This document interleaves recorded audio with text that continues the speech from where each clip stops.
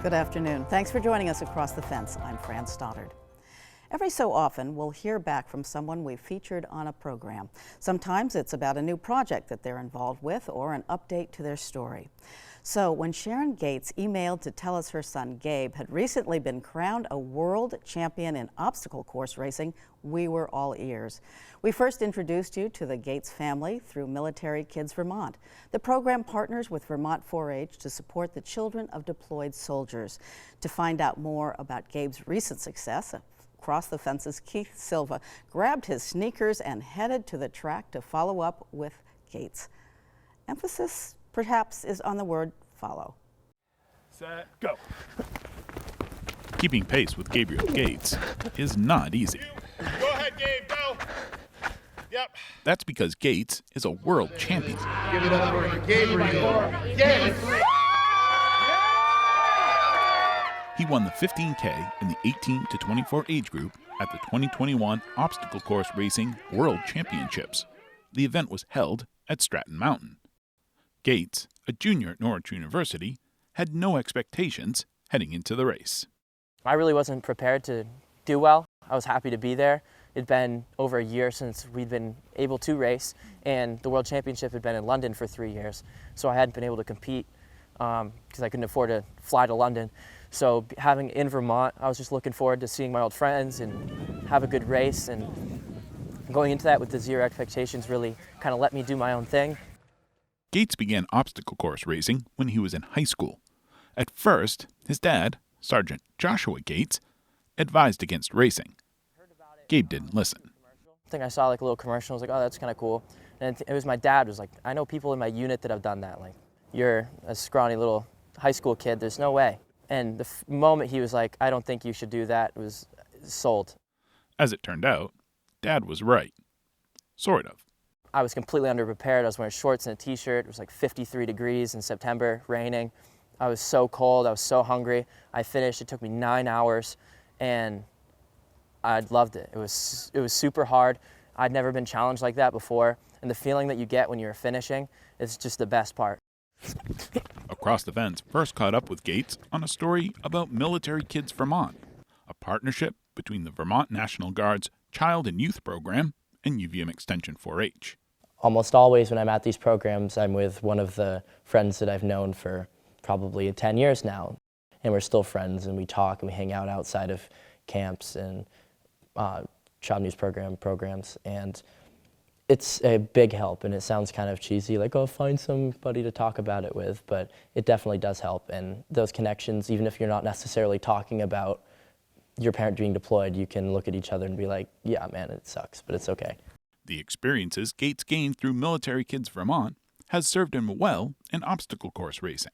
Having a parent deployed and having to deal with those emotional struggles and being able to find ways to take care of them in a healthy and safe way, it kind of transfers a lot into kind of the lifestyle you have for OCR, just kind of looking into, am I living a healthy lifestyle instead of kind of going internal with your problems. So being able to put stuff into perspective. The first obstacle course racing world championship was held in 2014 in Oregonia, Ohio. 600 athletes took part in that race. Within 5 years, 2,500 athletes from 65 nations were in competition to see who'd be crowned world champion. This kind of competition may be fairly new, but organizers say its roots go back to childhood. We're fun. Rachel Ann Schiller is the Athlete Services Manager for Adventury, the organization that produces the Obstacle Course Racing World Championships. I call it an adult playground. You think about kids that go and they swing on the monkey bars and the rings, and they climb around and they crawl in the sand, and they pick up big rocks when you take them hiking, and they run around with them. This is no different. It's just a big playground for an adult. 3, 2, 1, let's go!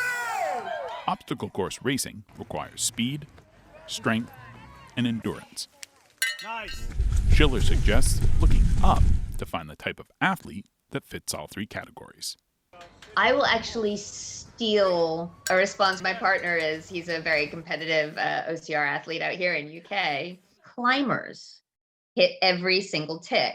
you've got that endurance, you've got that cardiovascular strength, which you must have, because even when you're doing a 3K, your heart is just pounding. You have to have that dynamic movement, that ability to jump, to grab, and of course, grip strength. And nowadays, grip strength is such a huge portion of being able to survive an OCR race. It's not only being able to hold and carry things, because you need that, but being able to hold from up above is really important for the rigs, for the ropes, and for the walls. That ability to actually use your fingertips and really grab throughout the whole arm is very important. So you have to be cross-trained, but you better be able to run. At the end of the day, you better be able to run. There are cash prizes that go along with the pride that comes from winning an OCR event. Competitors at the World Championships in Stratton earn $10,000 for a first-place finish. Prize money aside, what makes this sport unique is its competitive camaraderie. People are there to help others. If someone ends up being better than they are, it just means you have to work harder.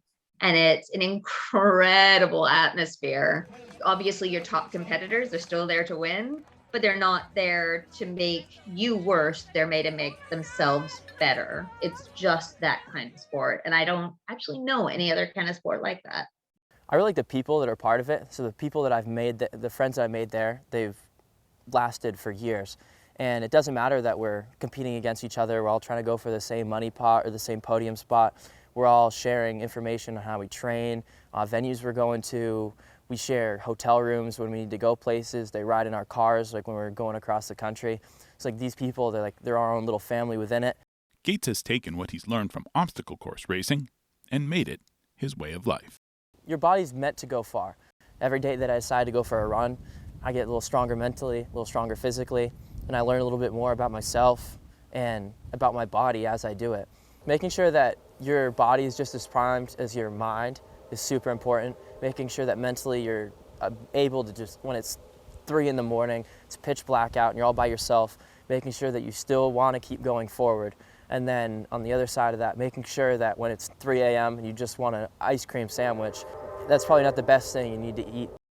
To go along with his discipline and self-control, Gates practices something else that he learned before he became a world champion, back when he was just a military kid. If people around you are struggling, try and help them and get them through it, and it's the best way to run a race, I think. Good advice for overcoming obstacles in racing and life. In Northfield, I'm Keith Silva. I'll catch up with Across the Fence. Once again, our congratulations to Gabe for his success. Whether it's the depths of winter or the dog days of summer, Lake Champlain is always changing. It's a process known as lake turnover. While it sounds self-explanatory, it's actually a complex process that mirrors the changing of the seasons, as we learn in this report from the UVM Lake Champlain Sea Grant Institute.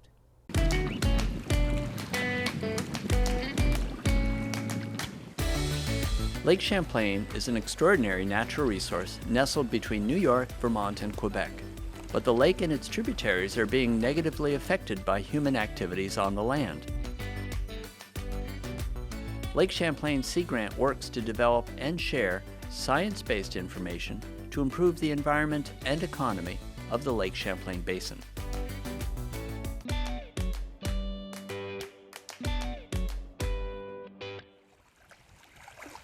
Lakes are dynamic systems.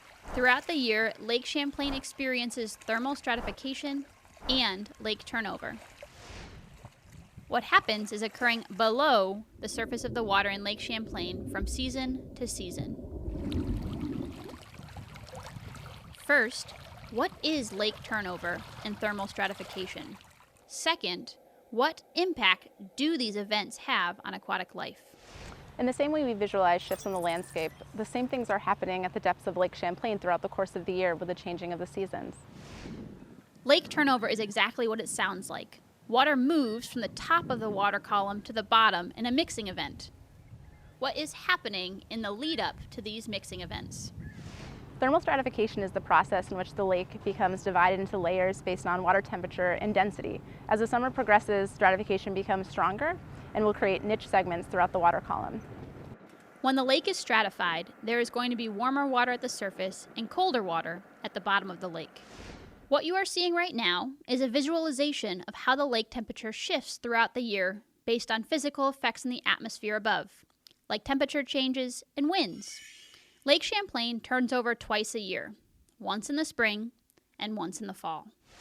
The lake begins to cool in the early fall, taking cues from decreasing air temperatures. This cooling process shifts the density of the water, and denser water is heavier, sinking to the bottom of the water column. When it does this, it actually forces the warmer water to the surface.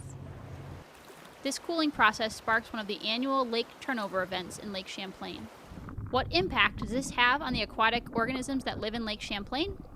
Lake turnover is an important phenomenon because it allows for the redistribution of oxygen and nutrient-rich surface waters to the deeper waters of the lake. In the fall, wind moves highly oxygenated surface water to the bottom of the water column. This is incredibly important because once the lake freezes over, it eliminates the opportunity for atmospheric oxygen to be mixed into the water column. Why doesn't the lake continue to turn over throughout the winter as the temperatures decrease further? In the winter, ice forms when the lake's surface temperature reaches 32 degrees Fahrenheit. Ice, as we know from ice floating in a glass of water, is lighter and less dense than the water itself. The ice acts as a barrier, preventing the lake from mixing. In addition, it also limits the lake's ability to exchange atmospheric oxygen. As air temperatures rise in the spring and the ice thaws, the surface of the lake warms, pushing down the colder water, which is denser. This is the second mixing event. Lake Champlain is a natural treasure. We all have a part to play in protecting it and the waters that drain to it, now and into the future. This video was produced by Lake Champlain Sea Grant, a partnership among the University of Vermont, SUNY Plattsburgh, and the National Oceanic and Atmospheric Administration. To learn more about Lake Champlain Sea Grant and to see other videos in this series, please visit our website. And that's our program for today. Thank you for joining us across the fence. I'm Fran Stoddard. Stay well.